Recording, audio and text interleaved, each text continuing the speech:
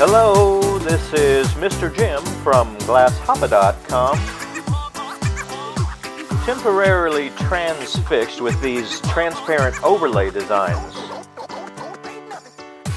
I saw these brilliant wall sconces on Pinterest. The artist is Natalia Phillips.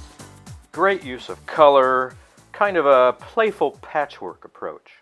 They look fun to try. Now, I'm no color guru, so I had to give this some thought. Usually, we think of the palette of transparent glasses as pales, lights, mediums, and darks. But dark has got to be too dark for this, so I didn't even lay those out. And what I learned was that medium doubled up is too dark too, at least for the brightness I was after. Even a light and a medium together seemed to be pushing it, so I got rid of the mediums. Then I wondered about these pale tints. They didn't seem dark enough to make much difference when overlaid, so I got rid of those too. Next, I wanted every glass I used to contribute something when overlaid with another one. Look at that electric green. And here's a nice corporate blue, but some of them didn't play well with others. They just browned out, like when you watch golf on TV. So for this project, I set those aside, and my final color group became these. Look familiar? Add a little warmth to the mix, and... Now don't laugh, this was my first effort. In the first firing, it cracked. Here's why. I left the surface uneven. Lots of thick, thin areas. Anytime a project has inconsistent thicknesses or it's tack fused, it needs to be cooled down extra slowly in the kiln, which I didn't do. For my next trick, I traded the tangerine for real orange and the yellow for light amber. And here's what I came up with. Now this piece was built with 2 uniform layers and tack fused to 1370. I think it looks a lot better. One thing I'd do different. Can you see these little air pockets? I need to ramp up to forming temperature more slowly. This rose too fast to allow all the air between the stacked pieces to escape. So let's run through one. I'm going to size my project to fit this adjustable wall bracket. The deep offset design will keep the glass well away from the wall where its translucency can be appreciated. I'm testing here to see if a 9-inch square is about right. When the track lighting goes on, it'll cast the colors on the wall behind it. Should look real nice. Now this project has no base. It's just stacked squares and rectangles. So I'm going to assemble it right on the kiln shelf and use firing paper as my separator. I'm going to stick with the cool color theme. Lime green, emerald green, sea green, gang green, no, that's sky blue, light blue, and I think I'll throw these 2 pale tints back into the mix. Little oil on the cutting wheel, and I'll start out by jig cutting some assorted squares and rectangles. These range from about 1 to 3 inches. I want to stay fairly large for layer 1. The detail comes in layer 2. The little red breaker I'm using is called the running tool from Morton Glassworks.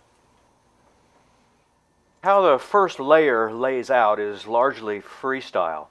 I have no real plan in mind except balance the colors, vary the shape and size of the pieces, and try to keep a random look to the design. I didn't measure except where I needed to for fit. Just keep it simple.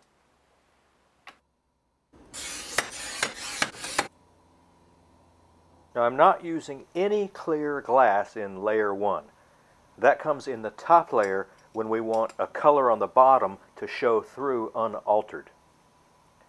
I also have to make sure to offset my seams and vary the direction of my pieces.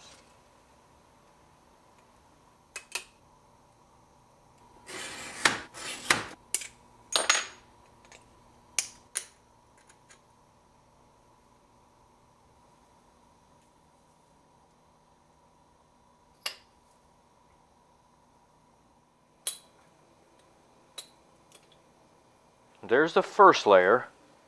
Now we'll start with the color overlays in layer 2. This first piece will overlay half of the green piece below it and half of each of the blues on either end, creating 6 hues where there were only 3. The goop I'm using here is just generic aloe vera gel. It doesn't harden like a glue, it just keeps things from sliding around. By overlaying multiple bottom pieces with one on top, I secure them structurally and generate the complexity of color that makes these interesting. Don't think you have to overlay every piece. We're only partially filling layer 2 with color. If I like the way that the layer 1 piece looks in its space, then I leave it blank in layer 2 and I'll cap it with clear momentarily.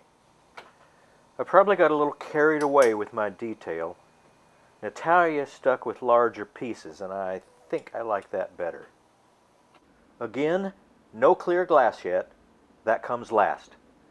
Just keep your eye on the hole and try to maintain a balance of color.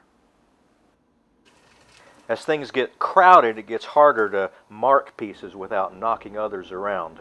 So out comes the dreaded measuring stick.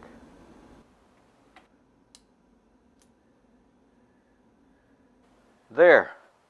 I think that's it for the color overlays in layer 2. Can you see where there's a bottom piece but no piece on top? That's where we'll cap with clear.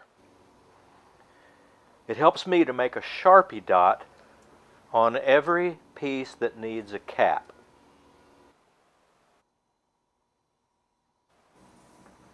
In this stage, it's just measure, cut, place.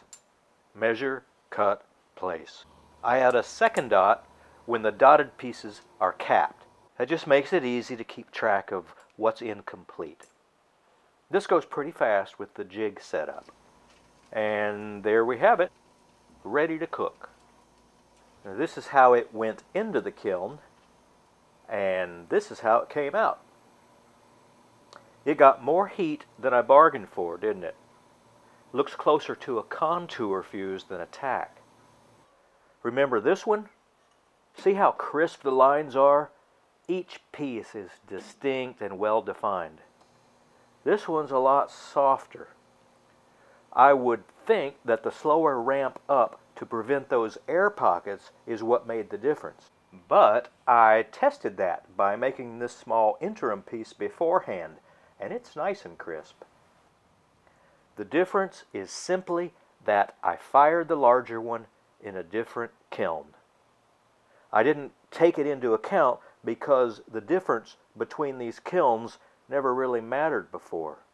This time it did, which is why firing schedules almost always carry a qualifier. Kilns fire differently.